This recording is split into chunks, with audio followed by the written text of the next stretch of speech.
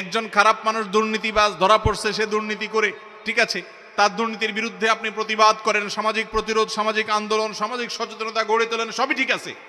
কিন্তু তার বাপ মা তুলে একটা গালি দিলেন, সওয়াব হবে না গুনাহ হবে?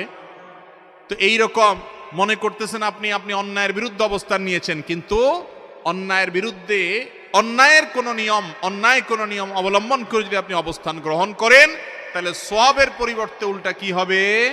গুনাহ হবে। বিধায় যারা ফেসবুক এবং সোশ্যাল মিডিয়াতে অ্যাক্টিভ, করজোড় করে আপনাদের কাছে অনুরোধ করি ভাইরা, বিশেষ করে তরুণরা, আল্লাহর ওয়াস্তে হেয়ালিপনা করবেন না, পাগলামো করবেন না। আপনি হাসি রসিকতা করেন, কিন্তু অন্যের চরিত্র নিয়ে ছিনিমিনি খেলতে যাবেন না।